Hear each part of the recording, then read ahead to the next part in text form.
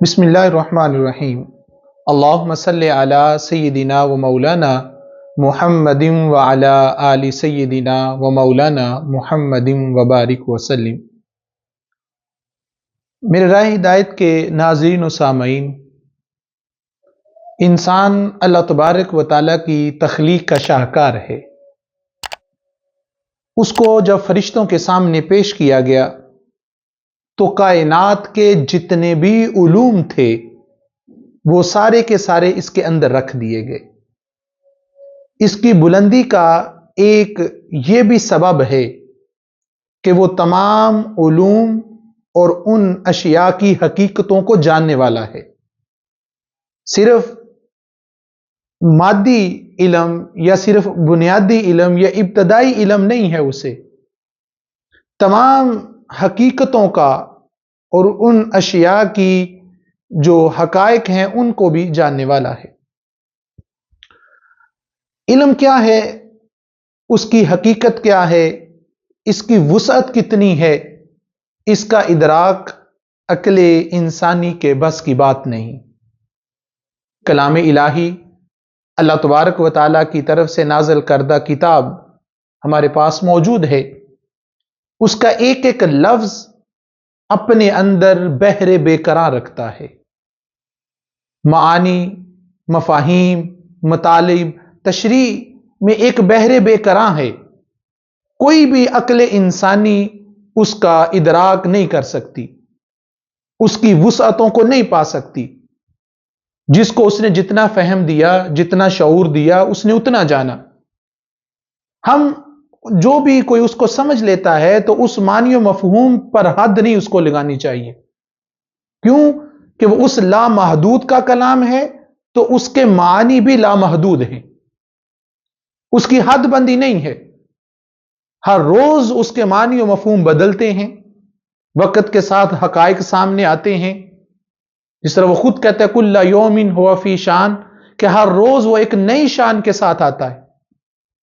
قرآن کو بھی قرآن اس لیے کہا جاتا ہے کہ بار بار پڑھو، کہ آپ جتنی بار پڑھو گے اس کے معنی، اس کے مفہوم، اس کے مطالب آپ کے سامنے اور زیادہ کھل کے سامنے آئیں گے۔ تو ایک کلام الہی ہے جو قرآن کی صورت میں ہمارے پاس موجود ہے، اور ایک وہی کلام محبوب رب العالمین صلی اللہ تعالی وسلم جانے کائنات کے الفاظ کی صورت میں ہمارے پاس موجود ہے، اور ان کی وسعت کا بھی کوئی احاطہ، کوئی ادراک، کوئی اس کی حدوں تک نہیں پہنچ سکتا۔ وہ جس قدر، جس کو جتنا شعور عطا کیا جائے گا وہ اس میں اتنا ہی غوطہ زن ہو کے اپنے لیے ہیرے جوہرات اور موتی اور حکمت کے جو ہے وہ پہلو نکالے گا۔ حالانکہ ہم بھی اس کو محدود کر رہے ہیں۔ میرے کریم آقا صلی اللہ تعالی وسلم کا فرمان علی شان ہے، میرے آقا و مولا فرماتے ہیں بُعِثْتُ جوامع الکلم، کہ مجھے جوامع الکلم کے ساتھ جو ہے مبعوث کیا گیا، کہ الفاظ تو وہاں پر ہاتھ باندھ کے کھڑے ہیں، وہاں پر ہر چیز اپنے آپ کو پیش کیے ہوئے ہے۔ ایک دن میرے قبلہ و کعبہ بابا جی حضور کے پاس بیٹھ کر اس موضوع پہ گفتگو ہو رہی تھی، تو آپ نے فرمایا بیٹا اس کو بھی کھولنے کی ضرورت ہے۔ ہم نے صرف اور صرف قرآن، جس طرح قرآن کو ایک مخصوص دائرے میں رکھا، احادیث رسول کو بھی صرف ترجمے یا اس سے چند مسائل جو نکلتے ہیں جو ہمارے ظاہر کو سنوارتے ہیں وہاں تک ہم نے رکھا۔ حالانکہ آپ فرماتے ہیں کہ یہ بحر بے قرار ہے۔ ایک حدیث مبارکہ دوران گفتگو میرے قبلہ و کعبہ میرے مرشد کریم نے ایک نئے رنگ میں، صوفیانہ رنگ میں جب کھولی تو اس کے معنی و مفہوم ہی بدل گئے۔ حالانکہ بارہا مشہور حدیث مبارکہ تھی جس کو پڑھا سنا، لیکن جب وہ پہلو اور وہ رنگ سامنے رکھا گیا تو بڑا ہی خوبصورت رنگ، کائنات ہی بدل گئی، سوچ کا زاویہ ہی بدل گیا، رنگ ڈھنگ ہی بدل گیا، اور اس سے جو نئے نئے مفاہیم اور نئے نئے مطالب سامنے آئے اس سے اشش کر اٹھا۔ تو جب یہ توجہ دیکھی اور آپ کی کمال شفقت، آپ نے لجپالی فرمائی، تو آپ نے حکم دیا کہ بیٹا اس ایک موضوع کو چلاؤ، رائے ہدایت ڈیجیٹل پلیٹ فارم پہ حدیث رسول کو بھی چلاؤ.